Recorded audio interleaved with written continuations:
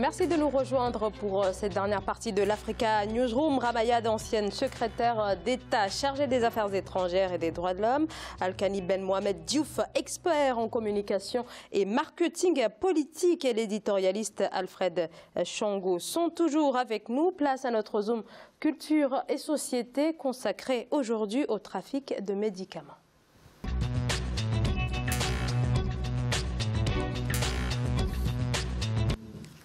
Environ 10% des médicaments en circulation dans le monde sont des faux selon l'Organisation mondiale de la santé. Et sur le continent africain, le phénomène se traduit par 30 à 60% des médicaments qui représentent un véritable danger pour la santé des populations. Les faux médicaments, une véritable invasion qui fait chaque année des centaines de milliers de victimes. Illustration au Tchad dans ce reportage de Mahamat Ramadan et d'Edidlet Mirabel Bissou. Au Tchad, les médicaments de la rue seraient la cause de la mort d'environ 700 personnes par an et font perdre à l'État plus de 11 milliards de francs CFA chaque année, selon le rapport du ministère de la Santé publique. Pour contrer les risques sanitaires liés à ce phénomène, le gouvernement a réorganisé la centrale pharmaceutique d'achat et a mis sur pied les nouveaux canaux de distribution des médicaments à travers le pays. Le Tchad est vaste, mais les circuits d'approvisionnement en médicaments et matériel médico-technique est organisé de telle sorte qu'à travers 15 pharmacies régionaux des approvisionnements.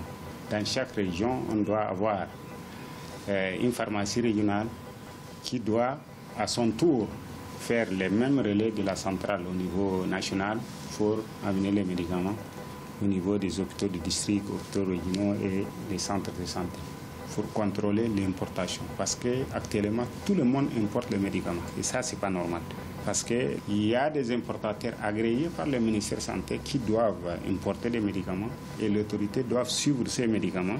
Les autorités en charge de contrôle des produits pharmaceutiques et des laboratoires ont conçu des logiciels informatiques pour contrôler les importations et répertorier le besoin national en médicaments. Cependant, la centrale pharmaceutique d'achat connaît des difficultés d'ordre logistique pour remplir véritablement sa mission.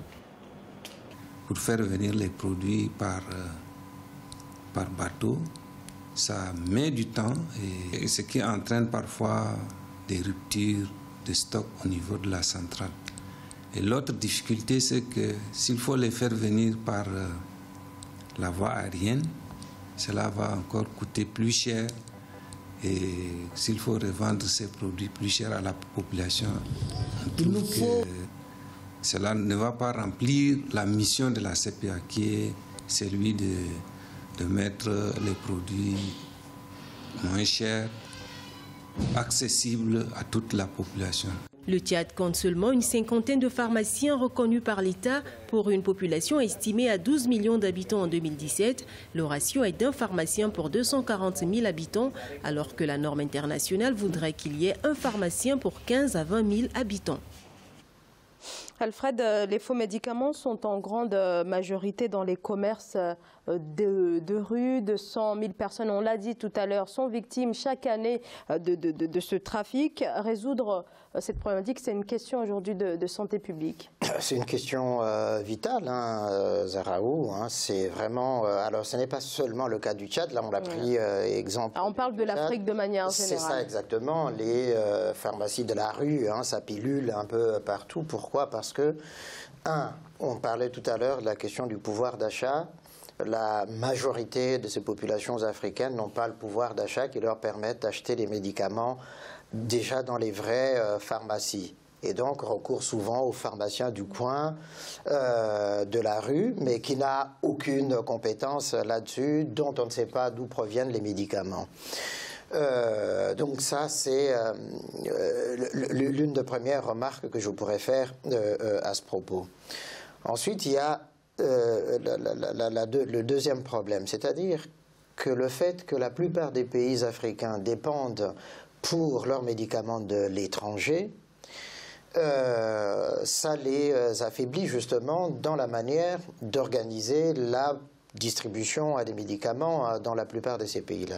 Si on arrivait à produire même les premiers médicaments de base, aspirine et autres, qui interviennent dans la santé tropicale directement, les antipaludéens par exemple, peut-être qu'on éviterait justement ces effets qui sont dénoncés, ben oui, le coût de transport, la durée des transports qui font que y a raréfaction des médicaments et les gens qui sont malades recourent à ce qui est le plus près à la portée de leur bourse, et donc c'est cela, ou alors on recourt aux tradipraticiens qui utilisent les médicaments traditionnels, les plantes, et donc voilà. Al-Kani Ben Mohamed. Oui, en fait, le réel problème, moi je pense qu'il y a un manque de vision de la part des dirigeants africains, de certains dirigeants africains. Si je prends le cas du Maghreb, au niveau du Maroc, ils ont résolu quand même le problème depuis longtemps. C'est-à-dire, pour vendre des médicaments, une firme pharmaceutique, on lui impose de faire un transfert de technologie, c'est-à-dire de fabriquer sur place. Ça, c'est de la valeur ajoutée, parce que ça crée des emplois. Mais importer des médicaments, les vendre comme cela, bien entendu, ça pose tout de suite la porte ouverte à tous les trafics. Pour vous donner un ordre d'idée, au niveau du crime organisé par rapport en général, pas seulement les médicaments, pour 1 000 $ investis, ce qui fait 837 à peu près euros, dans le cadre de la cocaïne, ça rapporte 20 000 $. En ce qui concerne les cigarettes, ce sera le double, ça va rapporter 40 000. Mais pour le médicament, c'est de 200 000 à 450 000 $ que ça rapporte. Et ça, les gros trafiquants, c'est connu, c'est la Chine et c'est l'Inde.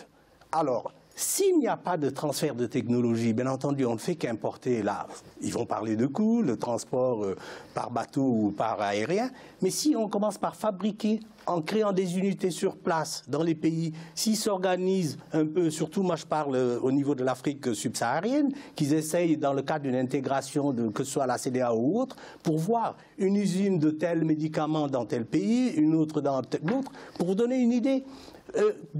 Au niveau seulement des sérums, c'est tellement simple à fabriquer, le sérum physiologique, de l'eau, je veux dire purifiée, du sel ou avec du sucre, mais ça n'existe même pas, ils importent. Ils importent, ils réfléchissent vraiment avec les pieds, ça pose un problème. Alors pour l'heure, il s'agit donc de s'attaquer à ce problème, et d'ores et déjà, ça révèle, en attendant, de produire. En tout cas, il faut s'attaquer aux failles qui existent au niveau des douanes. Ramayad. Oui, parce que la nature humaine étant ce qu'elle est, le crime organisé s'exprime de diverses manières, comme vous l'avez très bien dit. Concernant la question des médicaments, ce qui frappe quand même, c'est que ce crime organisé n'est pas reconnu comme tel sur le continent africain, dans la mesure où, même si on fait des saisies de médicaments trafiqués, comme c'est arrivé l'année dernière, il y a eu... en janvier, 126 millions de tonnes de médicaments qui avaient été, sur un laps de temps très court, interceptés, eh bien, il ne se passe rien derrière.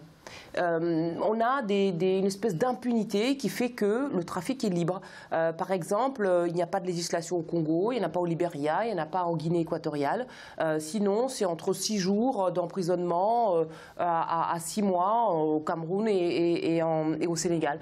Donc, évidemment, le trafic continue. Donc, la première réponse, elle est là. Qu'on mette fin à l'impunité en sanctionnant les trafiquants, pour que les juges aient les moyens de faire leur travail. La deuxième réponse, je crois aussi, c'est une réponse internationale. Vous l'avez dit, la Chine, l'Inde ont une responsabilité énorme dans l'importation de ces produits-là.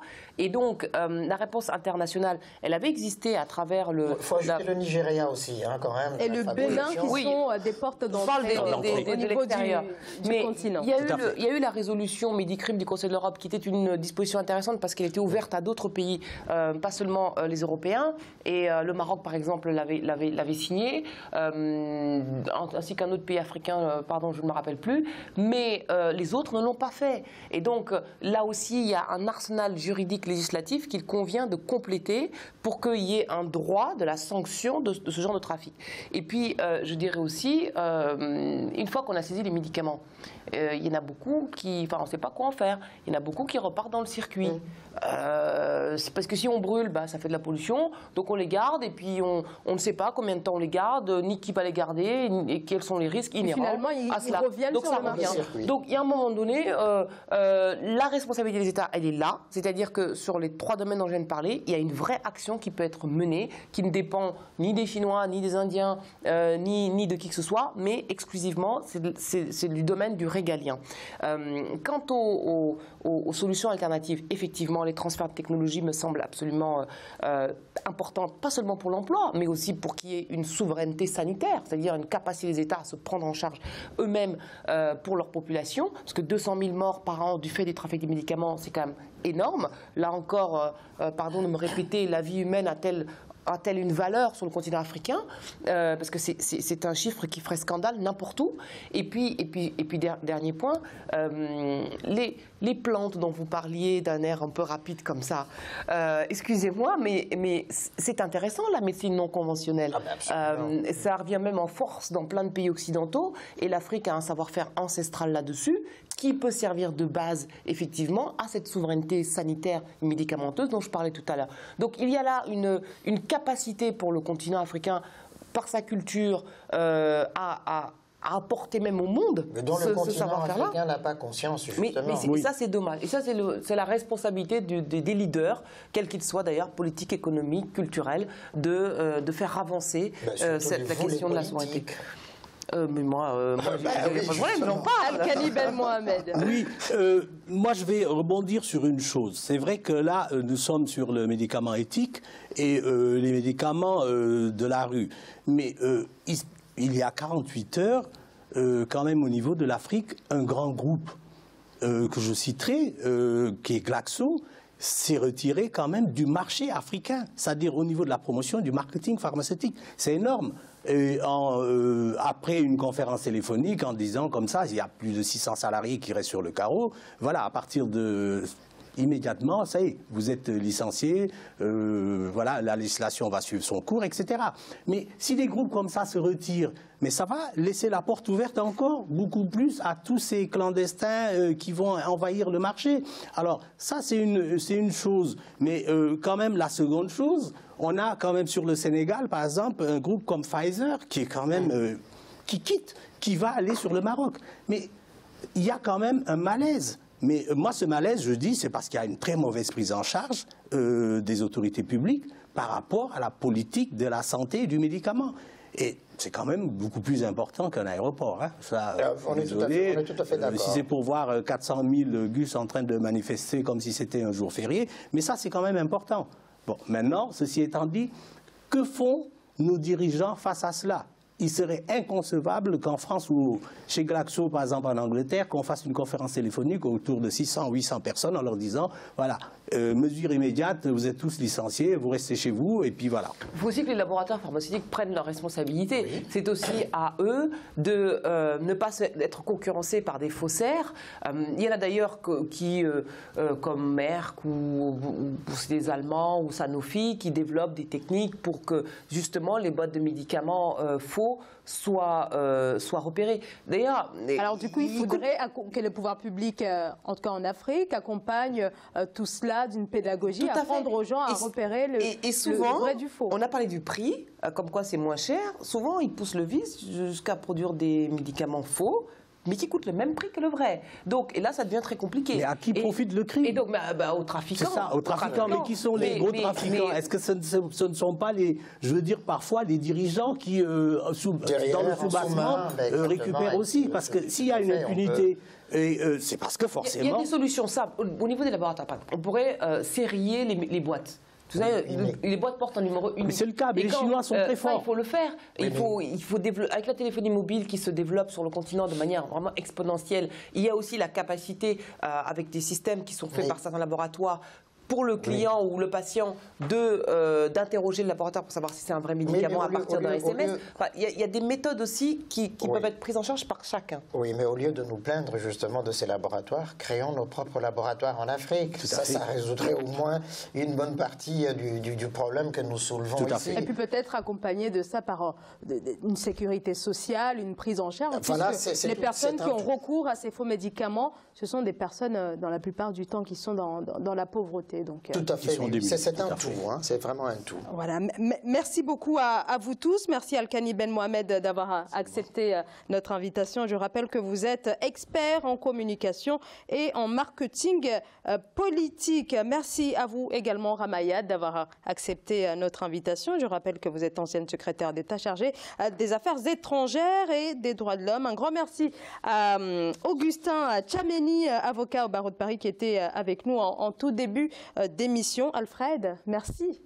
C'est un ravissement d'avoir été avec vous autour de ce plateau, et puis à nos deux invités, et puis à mes très chères téléspectatrices. Merci de leur bienveillance. C'est la fin de cette émission. Merci de nous avoir suivis. À demain.